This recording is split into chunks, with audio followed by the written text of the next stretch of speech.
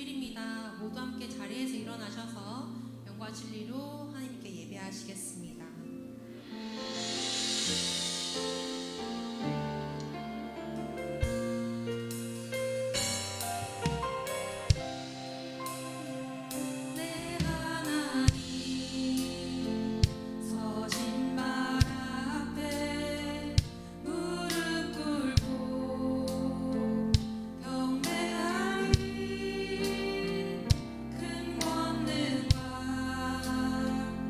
영광이 가득한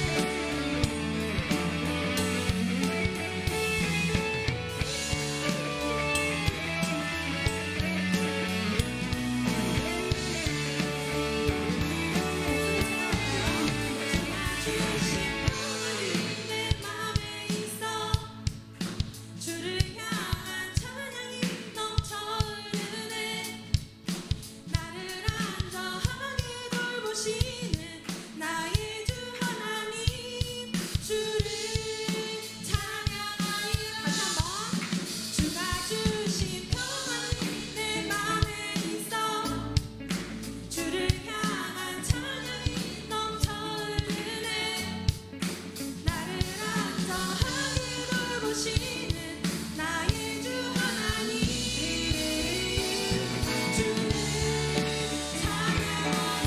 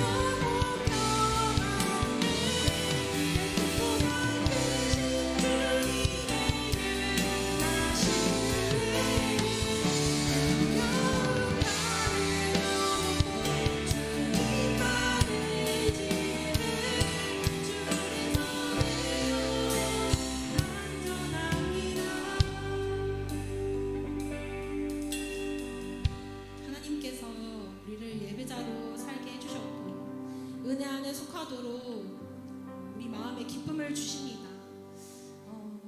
우리 모두 살아갈 때 이 기쁨을 빼앗기지 말며 주님이 주신 이 은혜를 누려봅시다. 오늘도 평안함 주시며 안전하게 살게 하신 여호와의 이름을 부르짖겠습니다. 기도하겠습니다.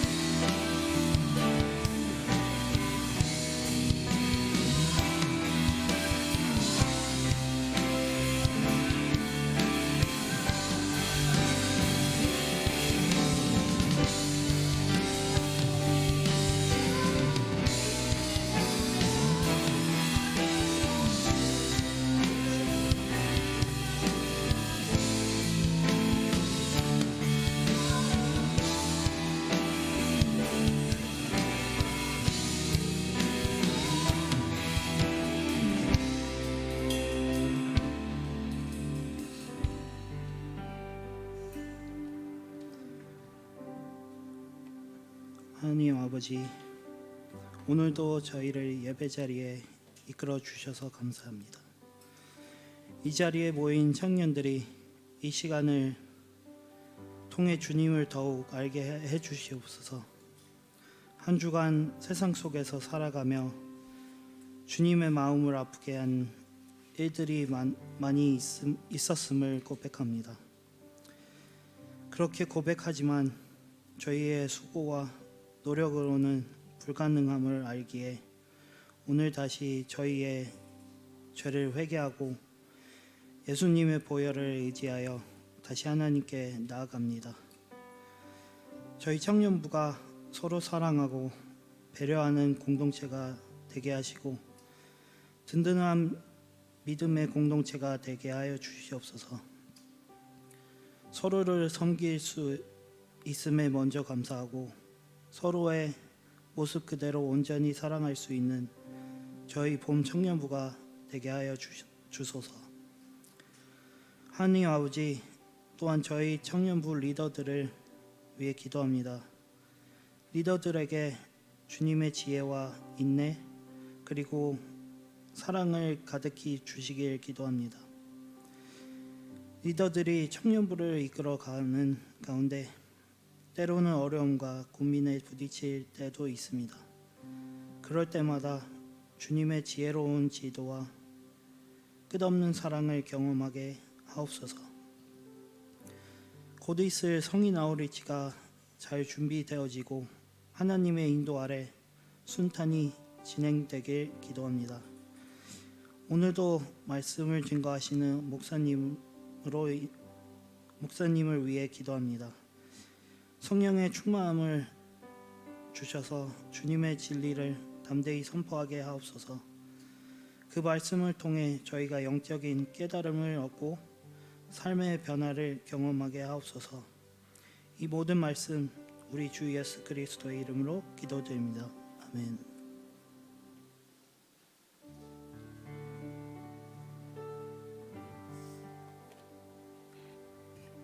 할렐루야. 우리 하나님께 한번 감사의 박수 드리겠습니다. 우리 교제송 하는 거 맞죠? 너무 오랜만에 오니까 우리 좌우에 계신 우리 형제자매들하고 인사 나눌게요. 그리스도의 담대한 증인이 되십시오. 그리스도의 담대한 증인이 되십시오. 함께 손을 뻗어 우리 서로 교제하겠습니다.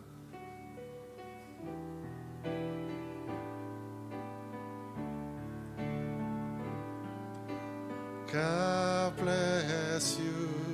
주님의 크신 은혜가 당신의 영혼 속에 가득 흘러 넘치기를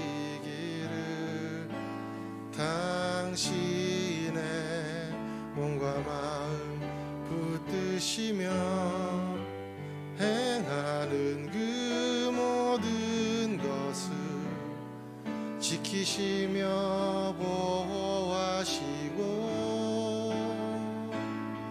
참 기쁨이 언제나 넘치기를 축복하며 우리 함께 손을 뻗어 축복하겠습니다. God bless you, God bless you, God bless you, God bless you. 축복해요, 감사해요, 축복해요, 감사해요. 우리 하나님께 감사의 박수 드리겠습니다. 주신 말씀 함께 나누겠습니다. 사도행전 18장입니다. 1절에서 11절까지만 저희들이 좀 나누겠습니다. 교독하겠습니다. 2일 후에 바울은 아테네를 떠나 고린도로 갔습니다. 그곳에서 그는 본도에서 출생한 사람들인데 유대 사람들은 모두 로마를 떠나라는 글라우디오 황제의 칙령 때문에 얼마 전 자기 아내 브리스길라와 함께 이탈리아에서 내려온 것입니다. 바울은 그들을 찾아가 그들과 함께 일하며 지냈습니다. 바울도 그들과 마찬가지로 천막 만드는 일을 했기 때문입니다. 안식일이면 그는 회당에서 토론하며 유대 사람들과 그리스 사람들을 설득하고자 했습니다. 실라와 디모데가 마케도니아에서 오자 바울은 말씀을 전하는 데만 전념해 예수가 그리스도이심을 유대 사람들에게 증언했습니다. 그러나 유대 사람들은 바울에게 대들며 욕설을 퍼부었습니다. 바울은 자기 옷에 먼지를 떨며 단호하게 그들에게 말했습니다. 여러분들이 멸망해도 그것은 여러분들의 책임입니다.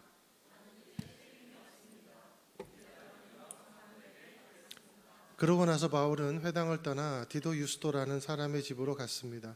그는 하나님을 경외하는 이방 사람인데 그의 집은 회당 바로 옆에 있었습니다.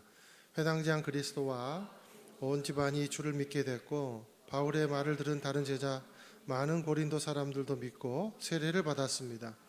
그러나 어느 날 밤 주께서 환상 가운데 바울에게 말씀하셨습니다. 두려워 마라. 잠잠히 있지 말고 말하여라. 내가 너와 함께 있으니 아무도 너를 해치지 못할 것이다. 이 도시에는 내 백성이 많다. 함께 있겠습니다.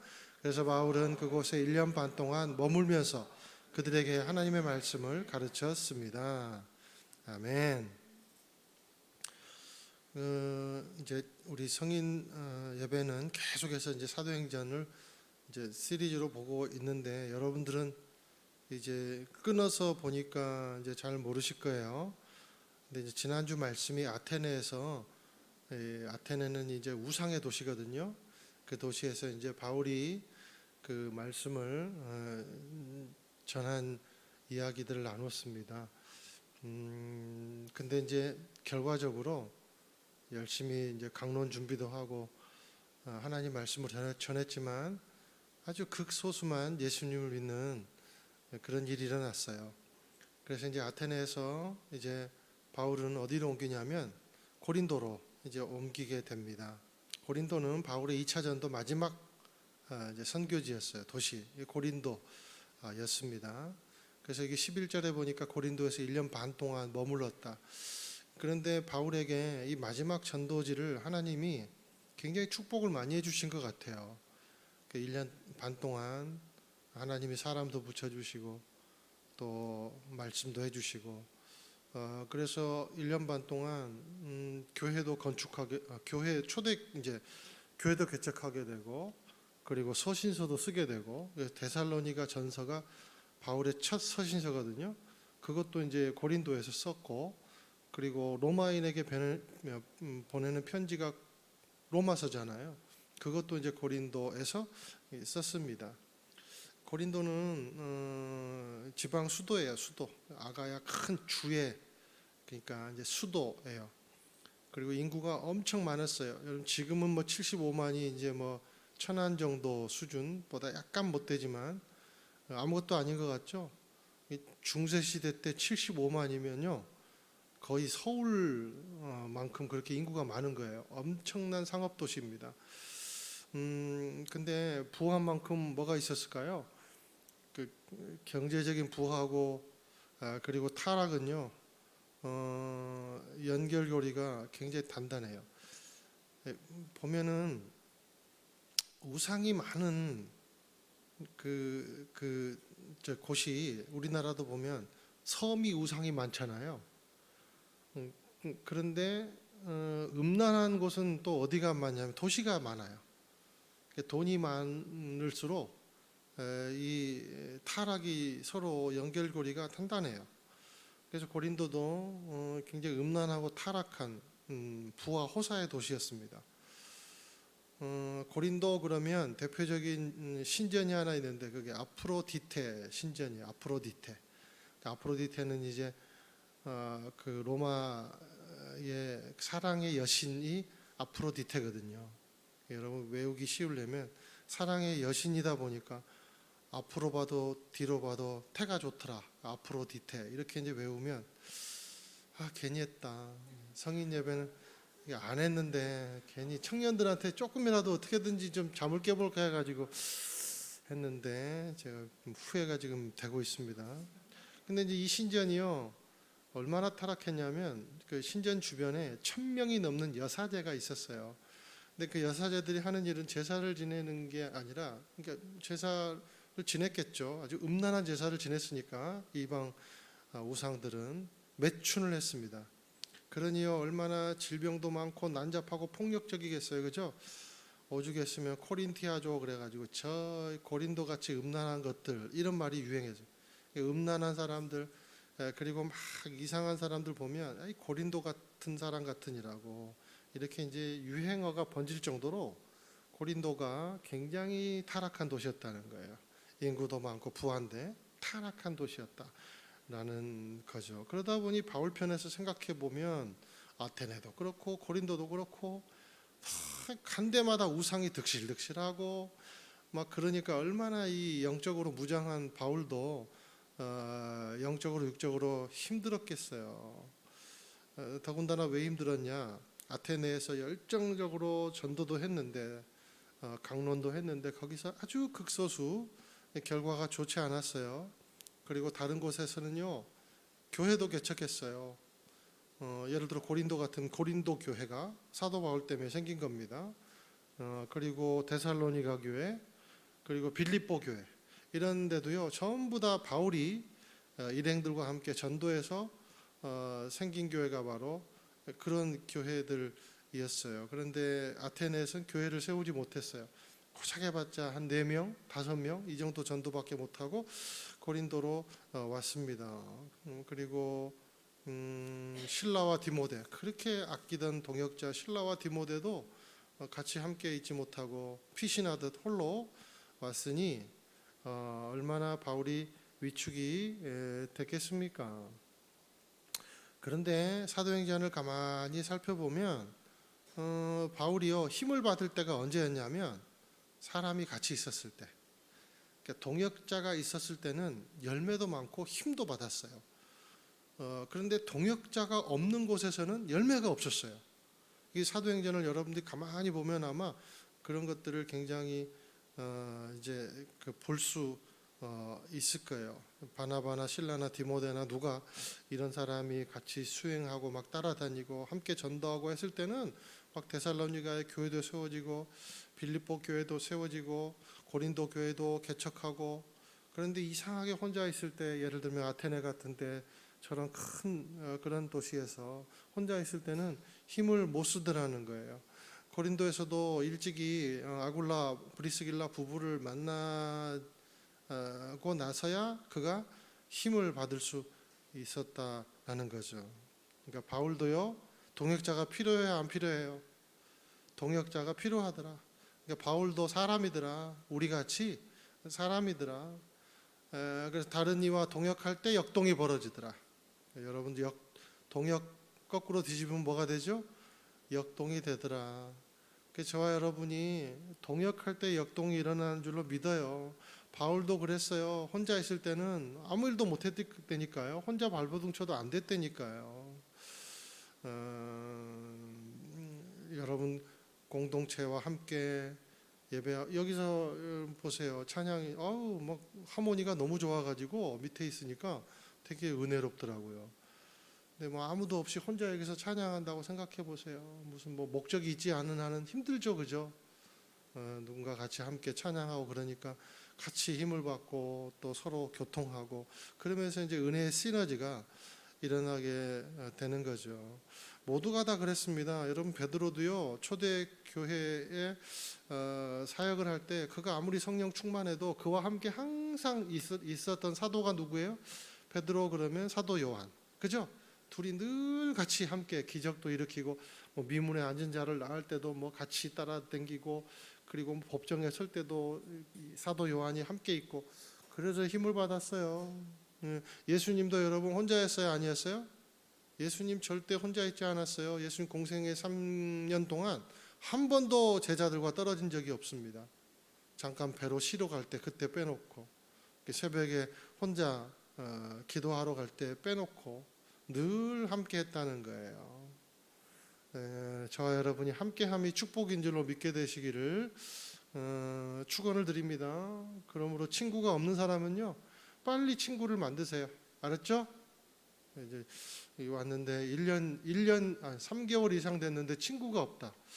그러면 내가 문제가 있나? 아니면 살펴봐야 돼요. 근데 혼자 있으면 안 돼요. 특히 청년들은 함께 하면서 이 청년들이 에너지가 확 달아오르는 거예요. 얼마나 여러분 이게 시너지가 있는 줄 아세요? 어른들은요 나이가 많으면 함께 있으면 더 불편하고요 혼자 있는 게 더 좋아요. 저도요 가끔씩 혼자 있는 게 더 좋을 때가 많아요. 근데 이제 제가 청년 때는요 혼자 있는 게 너무 싫어갖고 이제 그 혼자 있으면 이렇게 좀 다운되고 함께 있으면 너무 좋더라고요. 그래서 청년부 같이 하면 아우리치도 막 가서 막 같이 막 함께 뒹굴고 고생하고 같이 자고 그러면요 막 뭔가 내가 없는 에너지가 막 생기고 그리고 이제 끝나고 집에 들어오면 이제 혼자 자취했거든요. 그럼 막 푹 빠져가지고 일어나지도 못하고 그러고 있더라고요. 그러니까 여러분 함께 있는 것이 축복인 줄 믿으시기 바랍니다. 하나님이 오늘 고린도에서 2가지 축복을 주세요. 첫 번째 축복은 뭐냐면 사람을 붙여주세요. 동역자를 만나게 해주시더라. 두 번째 축복은 뭐냐면 하나님이 직접 말씀해 주세요. 하나님의 위로를 받아요. 이 2가지 축복이 저와 여러분에게도 있기를 축원드립니다. 2절 3절 한번 읽어보실게요. 시작. 그곳에서 그는 아굴라라는 유대 사람을 만났습니다. 유대 사람들은 모두 로마를 떠나라는 글라우디오 황제의 칙령 때문에 얼마 전 자기 아내 브리스길라와 함께 이탈리아에서 내려온 것입니다. 바울은 그들을 찾아가 그들과 함께 일하며 지냈습니다. 바울도 그들과 마찬가지로 천막 만드는 일을 했기 때문입니다. 여기 보니까 고린도에 도착하지 해서 얼마 되지 않아 이 바울이 동지를 만났는데 이 사람들은 평생 동지예요. 그 부부의 이름이 브리스길라와 아굴라 부부였다. 근데 또 3절에 보니까 동종업계에 일하는 사람이었다. 바울도 이제 그 업이 선교사였고 부업이 천막 제조하는 사람이었거든요. 그 유대인들은 랍비들도요 2가지 직업을 가졌대요. 신세 지는 것을 그 미덕으로 삼지 않았대요. 그래서 직업을 가지면서 지혜를 연구하고 그랬대요. 근데 바울도 마찬가지로 천막 제조업을 했는데 이들도 천막 제조업 종사자들이더라. 근데 이들의 만남이 아굴라 브리스길라 만남이 참 아름다워요. 아굴라는 여기 2절에 보니까 유대 사람으로 본도에서 태어난 사람이다. 이렇게 표현하고 있는데 지금으로 말하면 터키 북쪽 지금으로 말하면 거기 비두니아라는 데가 있습니다. 본도랑 똑같은 말이에요. 비두니아랑 본도가 똑같은 말인데 거기서 출생했다. 디아스포라 유대인이죠. 브리스길라는 도시 사람인 것 같아요. 여기 보니까 이제 글라디오 황제 칙령 때문에 이탈리아에서 로마인들이 다 추방을 당하거든요. 근데 이제 아마 브리스길라가 로마 사람으로 이탈리아 사람으로 이제 추정이 됩니다. 근데 이들이 이제 결혼을 하고 만나서 고린도까지 이제 그 추방령에 따라 이제 그 온 거예요. 같은 직업을 가진 사람이 인 바울하고 동역자가 된 거죠. 뭐 공사 현장에서 만났는지 동종업계 세미나에서 만났는지 하여튼 얼마나 놀라운 타이밍인가. 이 사람에게 이렇게 훌륭한, 바울에게 이렇게 훌륭한 그 티칭 능력도 가지고 헌신의 또 능력도 가지고 겸손한 부부를 만났다는 게, 이게 여러분 얼마나 전문 용어로 아다리가 맞아요, 그죠? 바울이 힘이 빠져 있을 때 이 브리스길라 아굴라 부부가 하나님이 이렇게 만나 주신 그런 관계 같아요. 저도 저기 촌에서 태어났거든요. 이제 말하자면 이제 아굴라 같은 사람이었어요. 저기 전라도 밑에 거기서 이제 태어나가지고 이렇게 막 어렵게 살다가 이제 뭐 서울로 가서 이제 학교도 다니고 뭐 이제 거기서 어머니 이제 암 치료도 하고 막 그러면서 이제 교회도 만나게 되고. 근데 이제 우리 아내는요, 여기 그 브리스길라처럼, 브리스길라가 로마, 얼마나 도시 사람이에요, 그죠? 우리 아내도 서울 토백이 사람이에요. 내가 이제 촌 사람이 가가지고 이제 막 주님이 좋아서 예배하다가 이제 온누리 교회에서 청년부에서 이제 아내를 만나가지고 결혼을 하게 됐죠. 이제 브리스길라 아굴라 부부를 보면 꼭 우리 부부를 닮은 느낌이 들어가지고 굉장히 제가 겸손해지고 그래요. 난 촌 사람인데 이게 로마 사람 버금가는 서울 사람이 나랑 결혼해줘서 감사하다. 막 그런 생각도 이제 갖고, 그리고 주님이 주신 교회에서 열심히 또 헌신하고 좋은 사람들을 만나고, 이게 여러분 뭡니까? 타이밍이라는 거예요. 하나님이 주신 타이밍이라는 거예요. 이 부부가요, 티칭 능력도 엄청 좋았습니다. 이 사람이 아볼로라는 사람이 있었어요. 이 아볼로는요, 바울이요 어떤 칭찬을 했냐면, 내가 복음을 심었다면 아볼로는 물을 준 사람이다. 그만큼 탁월한 사람이다. 그런데 그가 요한의 세례밖에 몰랐어요.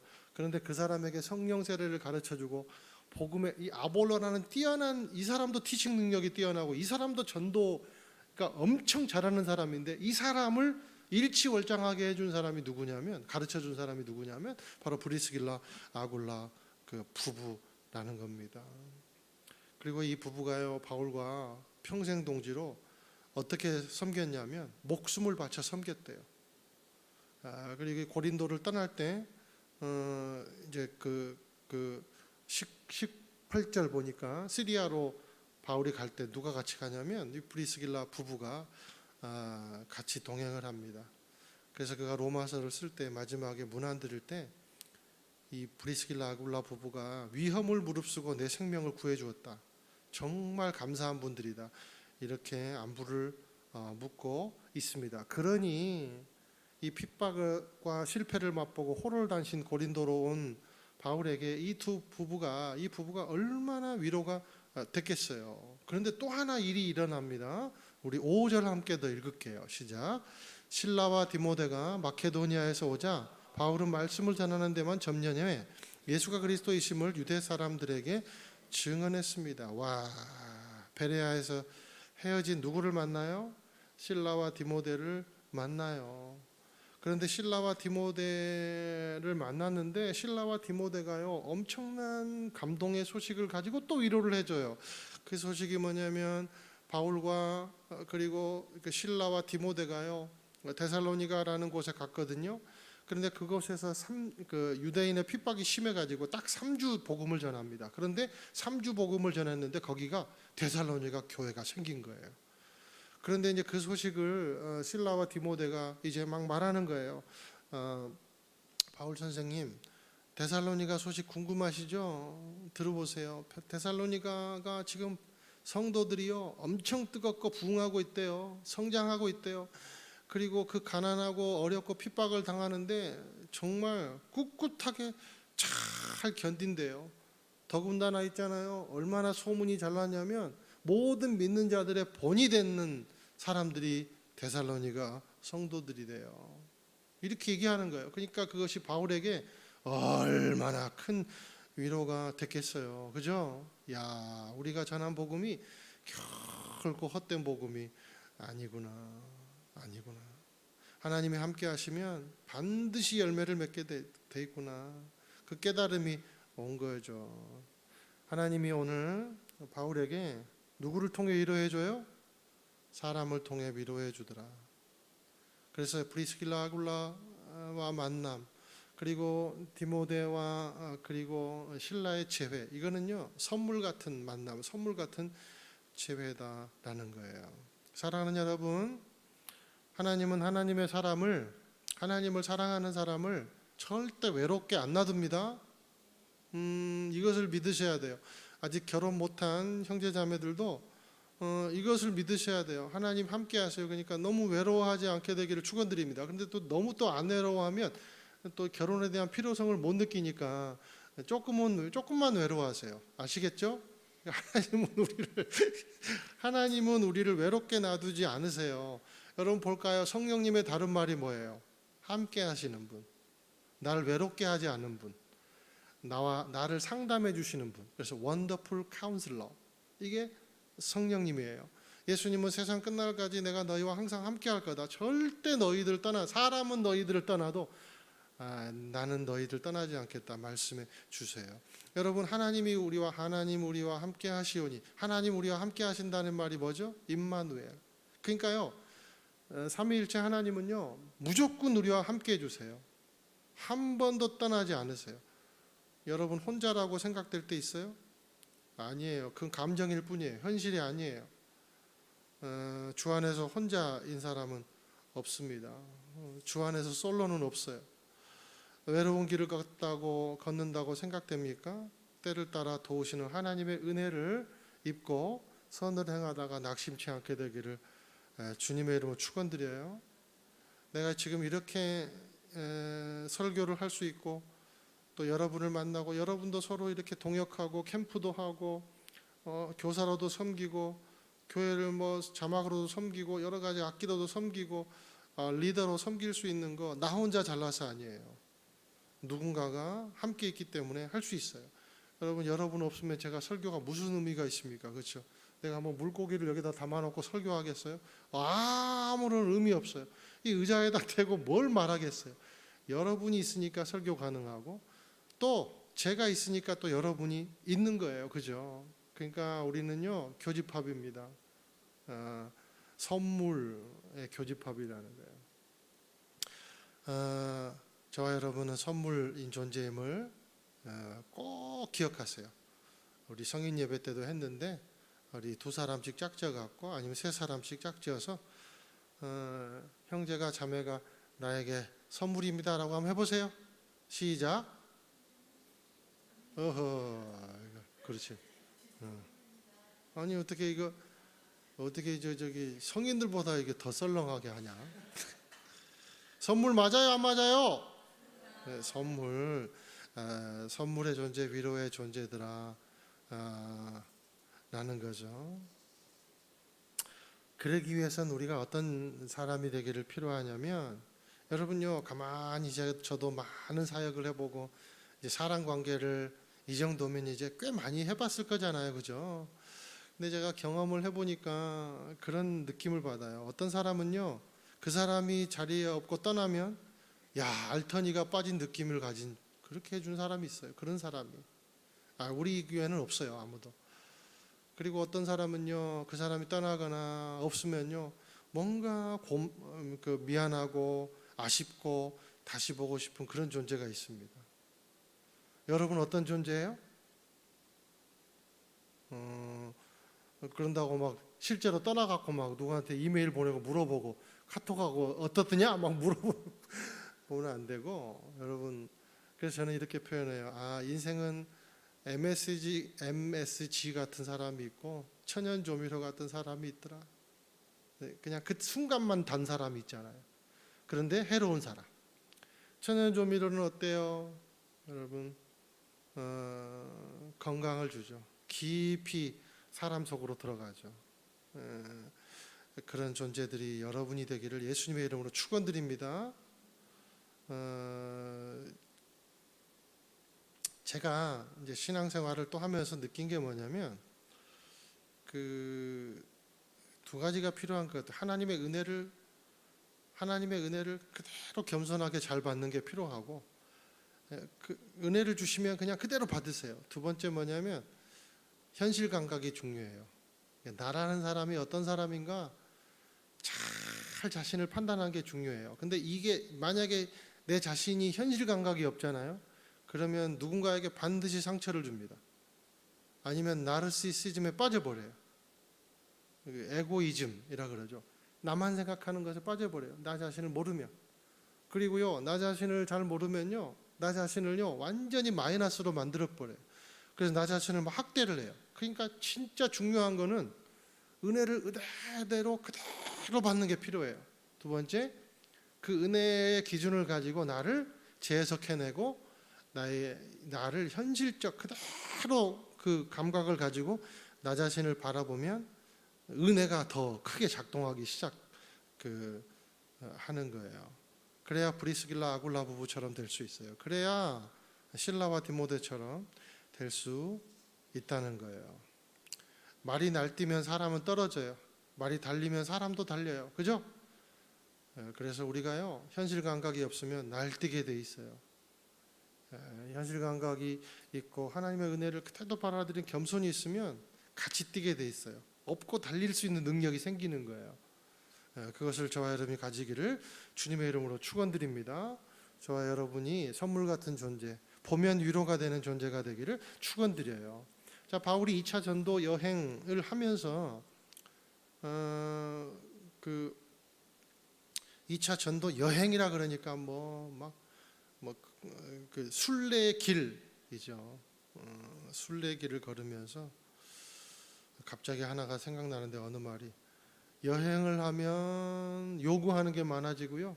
순례를 하면 감사한 게 많아진대요. 그렇죠? 그래요, 안 그래요? 이 말이 맞아요, 틀려요?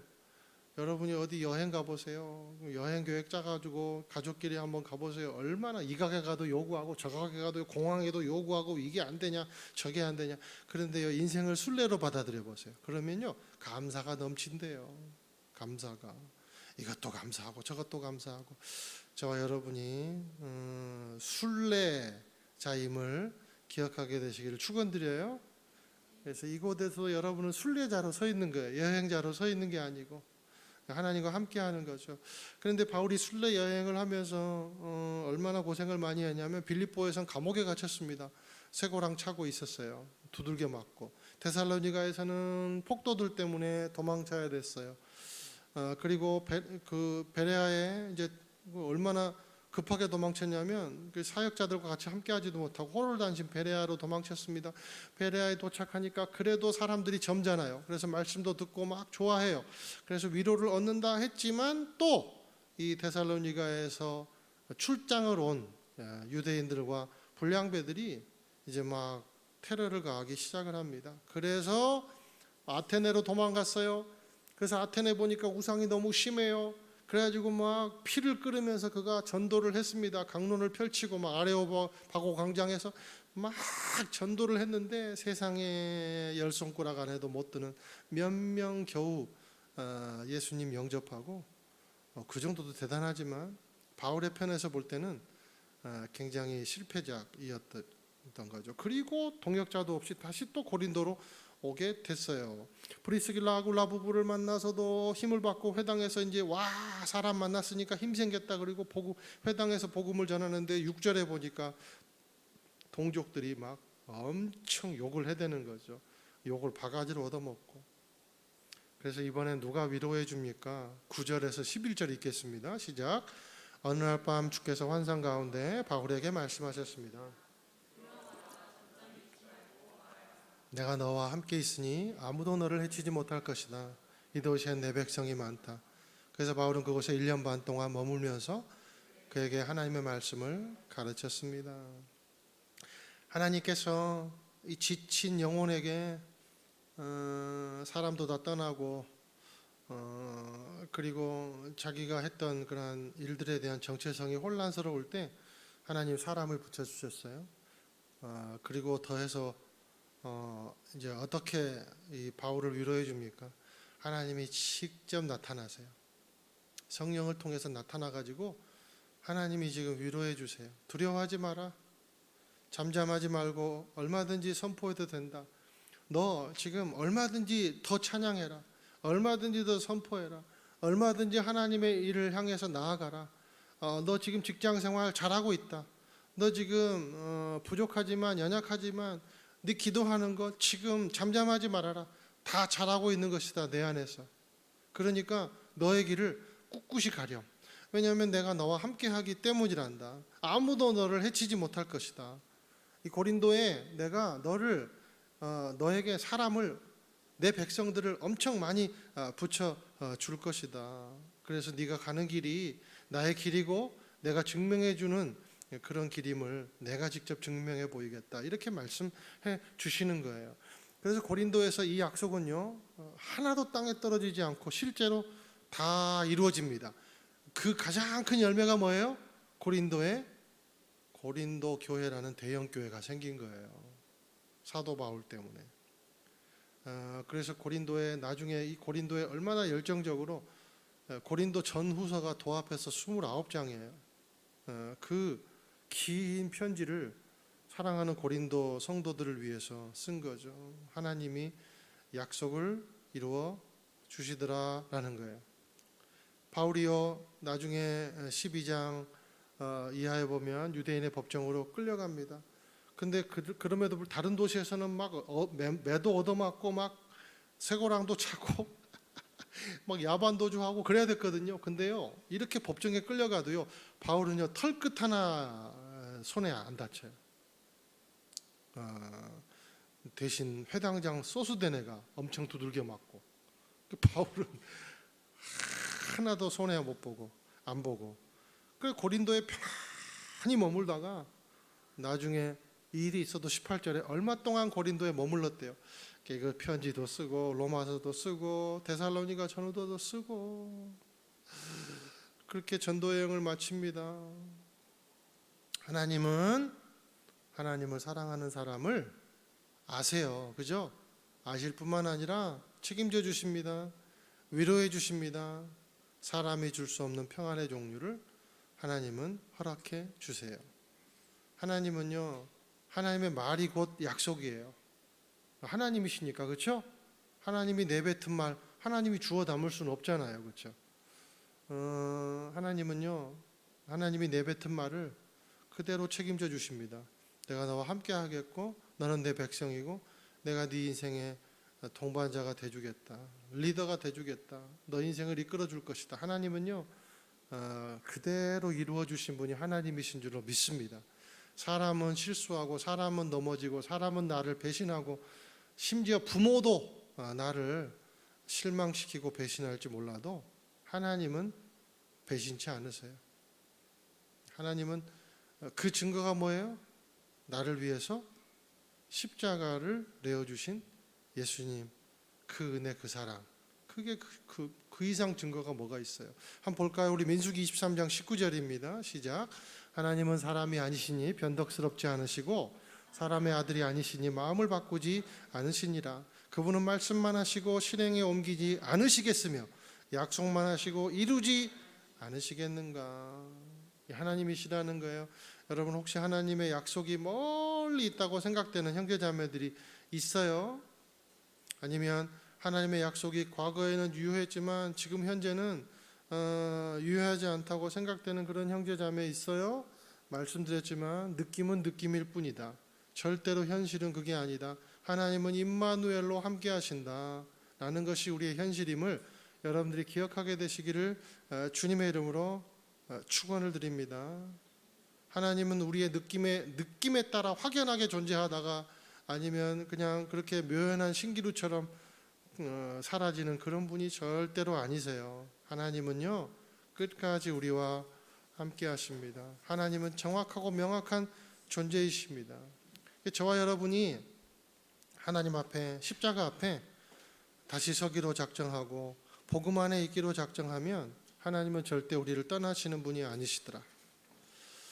그 하나님과 함께 삶의 방향을 언제나 밝음으로 가고 언제나 승리로 가고 언제나 후퇴하지 않은 전진하는 삶으로 나가게 되기를 주님의 이름으로 축원드려요.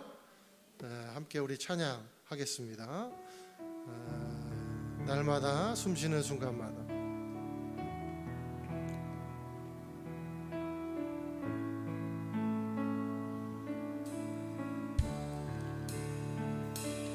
날마다 숨쉬는 순간마다 내 앞에 어려운 일 보내 주님 앞에 이 몸을 맡길 때 슬픔 없네 두려움 없네 주님의 그 자비로운 손길 항상 좋은 것 주시도다 사랑스레 아픔과 기쁨을 수고와 평화와 3절 하겠습니다. 인생의 어려운 순간마다 주의 약속 생각해보네 주님 속에 믿음 잃지 않고 말씀 속에 위로를 얻네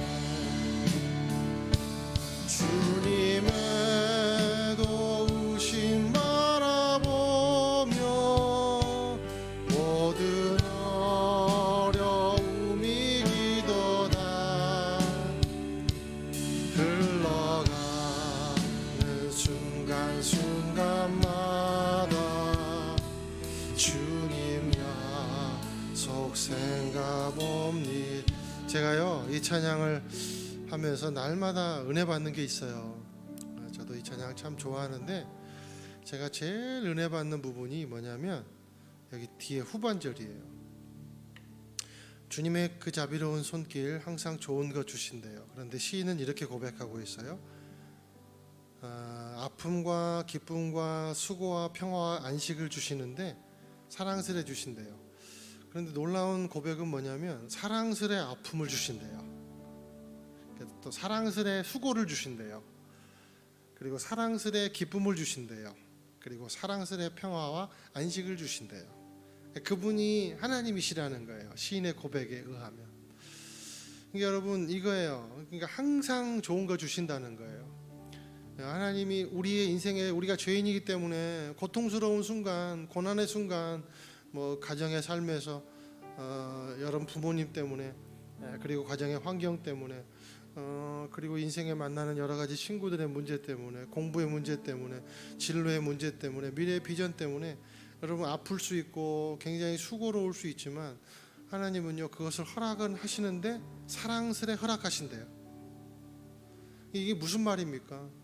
하나님은 수고와 아픔이 있고 기쁨과 슬픔이 있고 평화와 안식이 있고 어느 인생의 순간이든지 하나님은요 절대로 떠난 적이 없으시다는 거예요. 그리고 우리를 바라볼 때 굉장히 사랑스러운 눈으로 바라보시고 사랑스러운 손길로 인도해 주신다는 거예요. 그분이 하나님이시라는 거예요. 여러분 이 하나님이 우리 하나님을 믿습니까? 우리 하나님이 이런 하나님입니다. 여러분 인생의 어떤 순간이든지 하나님은 눈은요 변치 않아요. 어떤 눈? 사랑스레 우리를 바라보는 눈. 그래서 1절 한 번 더 할게요. 한 번 더 하겠습니다. 시작. 날마다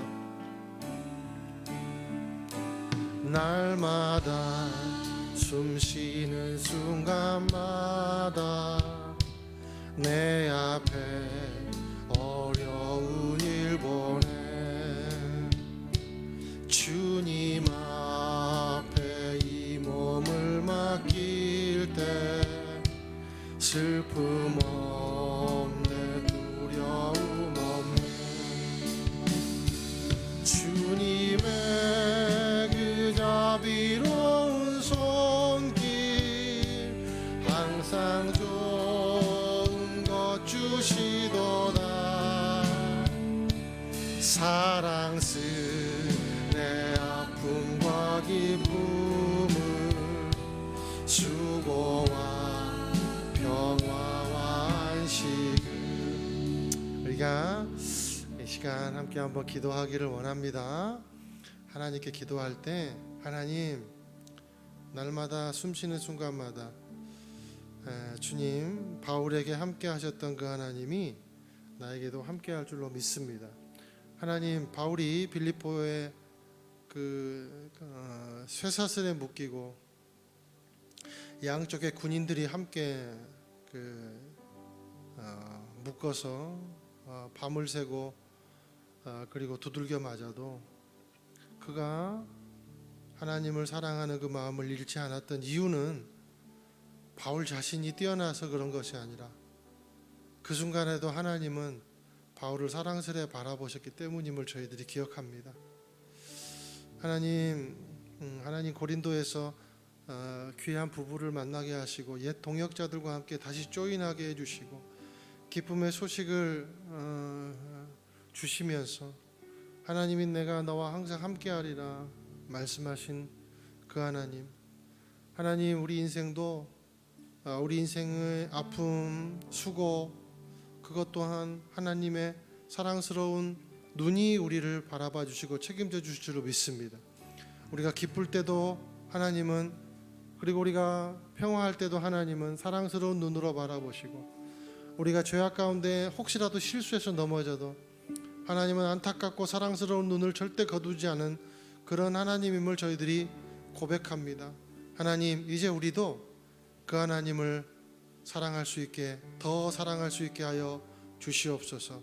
더 깊이 묵상하게 인도하여 주옵소서. 함께 시간의 통성으로 기도하겠습니다.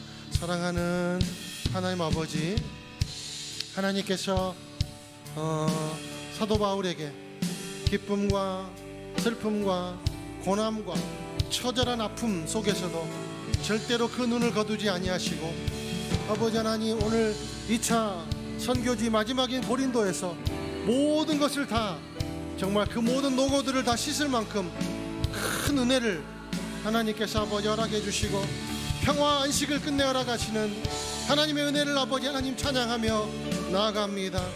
하나님 늘 주님이 우리를 바라보시는 그 눈빛은 사랑스러운 눈빛임을 저희들이 고백하고 아버지 하나님 우리의 인생 가운데서 아픔을 만날 때 아버지 기쁨을 만날 때 수고를 만날 때 쉼을 만날 때 날마다 숨쉬는 순간마다 우리를 바라보시는 귀한 하나님의 은혜를 우리가 놓치지 않도록 아버지 붙잡아 주시고 아버지 하나님 주님의 그 약속을 바라보며 승리하는 삶이 될 수 있도록 인도하시고 역사하여 주시옵소서. 한 번 더 기도하며 나아갈 때 자기 자신을 한 번 더 축복합시다. 제가 그 수련회 때도 그런 말을 했지만 우리가 속으로 너무 막 움츠려들고 자기 나 이게 소중하게 여기고 굉장히 자신감 있게 보이긴 하지만 그러나 어쩌면 우리가 우리 자신을 너무 학대하는 것 같아요. 우리 자신을 너무 홀대하는 것 같아요. 그러면 그 영향력이 다른 사람한테도 고스란히 흘러들어갑니다. 그래서 나는 우리 청년들이 자신감을 갖기를 원합니다. 자존감을 갖기를 원합니다. 이런 기도를 우리가 했으면 좋겠어요. 하나님 내가 축복의 존재임을 확신하게 해주십시오. 그리고 내가 만나는 사람에게 선물 같은 존재가 되기를 원합니다. 하나님 우리 부모에게 그리고 사랑하는 나의 친구들에게 그리고 회사에서 그리고 이 공동체에서 하나님 내가 축복의 존재가 되기를 원합니다. 그리고 주님 내가 사람을 위로하는 그런 존재가 되기를 원합니다. 하나님 내가 위로받기에 그냥 만족하는 그런 삶이 아니고 이제 나도 주님의 은혜 받았으니 타인을 위로하는 존재, 그래서 축복하는 존재, 그래서 하나님이 의도한 바를 말하는 존재, 그 축복의 언어들로 나를 채워주시고 그렇게 힘을 주십시오. 하나님 아버지 나는 나를 잘 모릅니다. 나를 알 수 있는 은혜를 주십시오.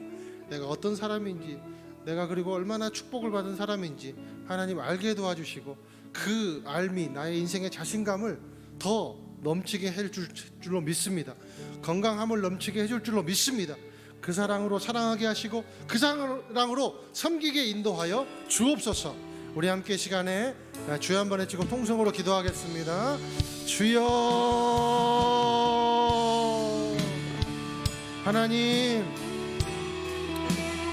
하나님은 나를 무엇과도 바꿀 수 없는 너무나도 소중하고 너무나도 사랑하는 그러한 자녀라고 말씀하셨는데, 하나님, 내가 나의 삶을 살고 여러 가지 환경에 부딪히고 실패에 부딪힐 때마다 나는 쓸모없는 존재라고 하나님 그렇게 생각한 아버지 그런 일들이 나에게 있습니다. 그런 감정들이 나에게 있습니다. 하나님, 그런 감정, 그 가짜 감정을 물리칠 수 있도록 아버지 하나님 인도하여 주시옵소서.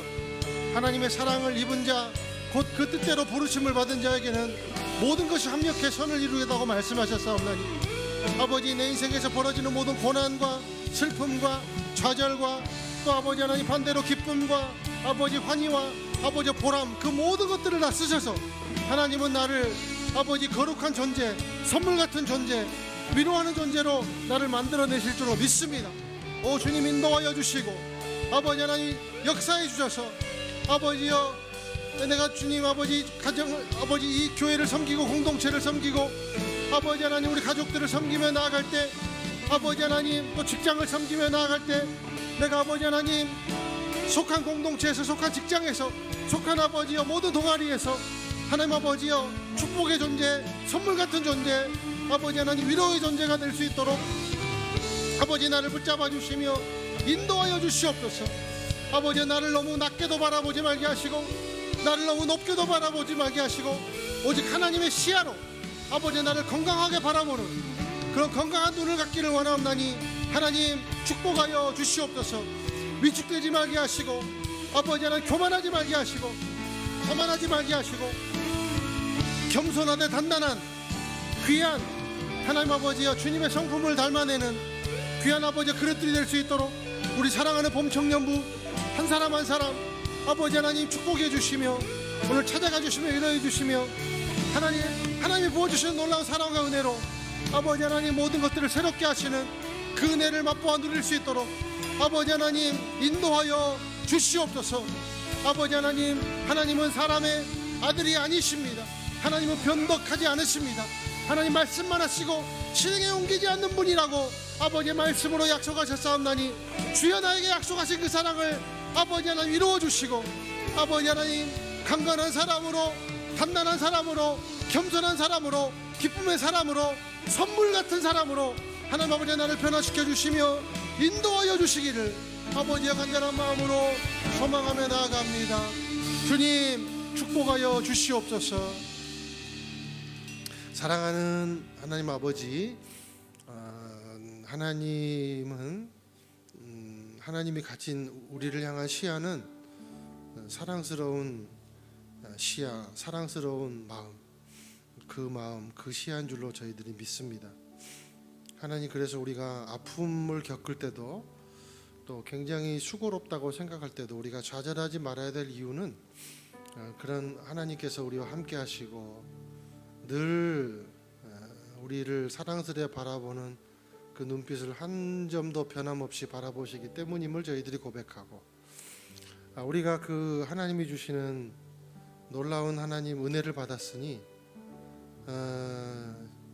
우리가 위축되지도 말게 하시고 자신을 너무 낮게 보지 못도 말고 너무 또 높게 보지도 말고 하나님의 시야에서 잘 균형적인 하나님의 자녀의 시각으로 나를 바라보아 어느 곳에 가든지 건강을 선물해주고 어느 곳에 가든지 기쁨을 선물해주고 어느 곳에 가든지 위로를 선물해 줄 수 있는 귀한 축복의 사람이 될 수 있도록 인도하여 주시옵소서. 이제는 우리를 죄에서 구원하신 우리 봉헌 찬양 함께 드릴게요. 은혜 받아서 그래요. 그래서 다 함께 일어나셔서 봉헌 찬양 드리겠습니다.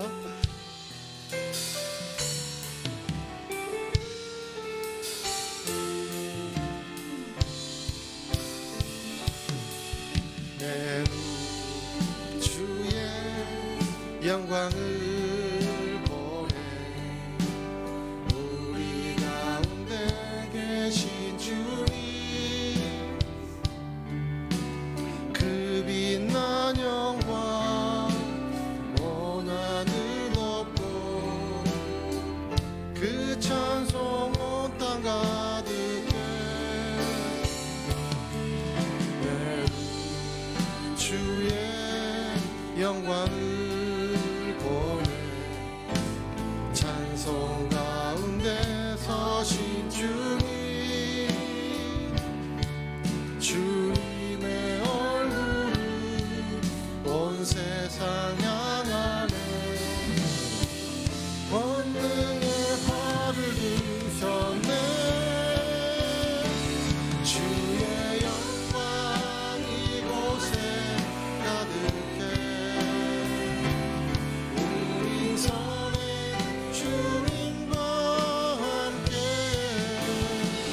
찬양하며 우리 문 전진하리 모든 열방 그 볼 때까지 주의 영광 이곳에 가득해 우리 선에 주님과 함께 찬양하며 우리 문 전진하리 모든 열방 그 볼 때까지 이제는 우리를 주에서 구원하신 예수님의 은혜와 하나님의 사랑과 성령의 인도하심이 나도 늘 사랑스레 바라보시는 그 주님의 은혜를 의지해서 선물의 사람, 위로의 사람, 건강한 사람이 되기를 소망합니다. 고백하며 나아가는 우리 귀한 주님의 백성들 머리 위에, 인생 위에, 그리고 우리의 비전 위에, 그리고 선교사님들의 헌신 위에, 드려진 헌금 위에 지금부터 영원토록 함께 하시기를 축원하옵나이다. 아멘.